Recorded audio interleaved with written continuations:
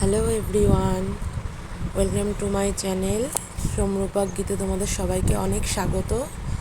আশা করি তোমরা সবাই ভালো আছো, আমিও ভালো আছি।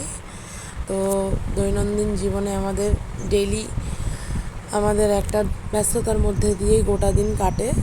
তো তেমনই আজকে সকালে শুরু করলাম বিছানা থেকে, ব্লগটা স্টার্ট করলাম বিছানা তোলা থেকে। তো বিছানা তোলার পর আমার মেয়েকে আমার খাওয়াতে বসতে হয়, কারণ আমি ওকে না খাইয়ে কোনো কাজই আমি ঢুকতে পারি না। তো আগে ওকে আমি খাইয়ে দাইয়ে ওকে ঠান্ডা করে শান্ত করে তবে আমি আমার কাজে ঢুকি। তো তার মধ্যে ওর পিছনে আমার অনেকটা সময় চলে যায়, কারণ ও মানে একা এখনও খেতে পারে না, এখনও ছোট যেহেতু বোঝে না। নিজে তাও চেষ্টা মানে করে, আমি যখন দিই একা একা খাওয়ার কিন্তু তাও ফেলিয়ে চেরিয়ে দেয়, তোমরা দেখতে পাচ্ছ। তো ওই জন্য আমি দেই না, আমি যতটা পারি নিজেই ওকে খাইয়ে দিই। তো তার মধ্যে ওকে খাওয়াতে ভীষণ মানে মানে কি বলবো সমস্যা হয়। মানে অ্যাকচুয়ালি ও ফোন দেখে দেখে খেয়ে হ্যাবিচুয়েট হয়ে গেছিলো। এখন যেহেতু ওর বাবা দুদিন ধরে বলেছে ফোনটা না দেখি, তুমি এদিক ওদিক যাই হোক ভুলিয়ে ভালিয়ে খাওয়ানোর চেষ্টা করো, দেখো খাই কিনা।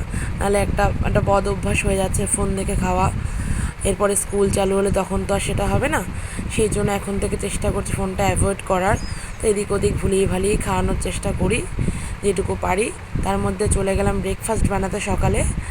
তো এই ব্রেকফাস্ট বানাতে চলে যাওয়ার সময় মনে পড়লো যে শাশুড়ি একটু দুধ চা খেতে ভালোবাসে। উনি বলছিল ওনার জন্য আর আমার হাজব্যান্ডের জন্য একটু দুধ চা করলাম, কিন্তু আমি তো দুধ চাটা অত একটা প্রেফার করি না, আমি লিকার চাটাই প্রেফার করি। সেই জন্য আমার জন্য আমি আগে নামিয়ে নিয়েছি একটু লিকার চা। তো তোমরা দেখতে পাচ্ছ 1 কাপ চা আমার মতো আমি একদিন নামিয়ে নিয়েছি, তারপর ওদের জন্য আমি করে দিয়েছি দুধ চা। তো তার মধ্যে আজকে ব্রেকফাস্টে ছিল ব্রেড ছিল এবং মেয়োনিজ দিয়ে বাটার দিয়ে মাখিয়ে দিয়েছিলাম। তার মধ্যে একটা আমও ছিল, আমটাও কেটে নিলাম, খাওয়া হয়ে যাবে। তাই আর কি এই আজকে ব্রেকফাস্ট সকালের। তো আমি চাটা নিয়ে চলে আসলাম সোজা আমার ঘরে, আমি জানলার কাছে।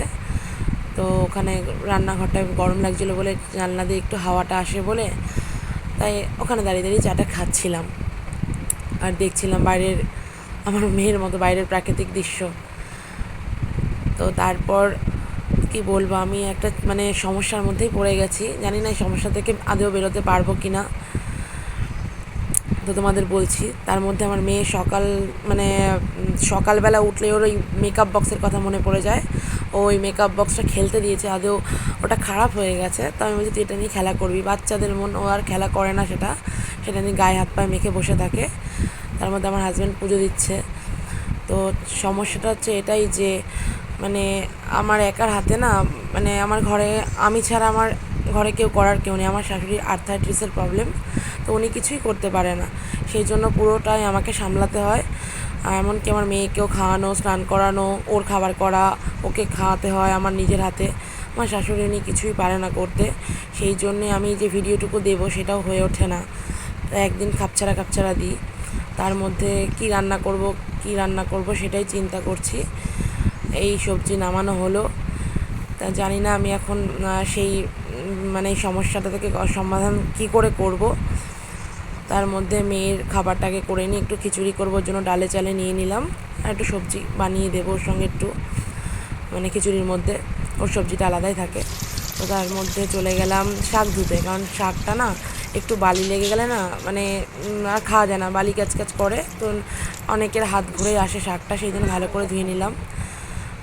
তার মধ্যে এই যে বেগুনি ভাজতে গেছি, তার মধ্যে একটা ব্যাপার হয়েছে কি, যে বেগুনি ভাজতে গিয়ে আমি না মানে ছাদে চলে গেছিলাম জামা কাপড় আনতে, এসে দেখি পুড়ে গেছে। দেখো তোমরা বুঝতে পারছো মাঝখানের বেগুনিগুলো একটু পোড়া পোড়া টাইপের আছে। কি করব আর, একা হাতে সব কিছু করতে হয়, ওই জন্যই সমস্যা। তো আজকে লাউ দিয়ে ডাল ছিল, বেগুনি ছিল আর সর্ষে শাক ছিল। ভিডিওটা আজকে এই পর্যন্ত এন্ড করলাম, নেক্সট কোনো ভিডিওর সাথে দেখা হবে।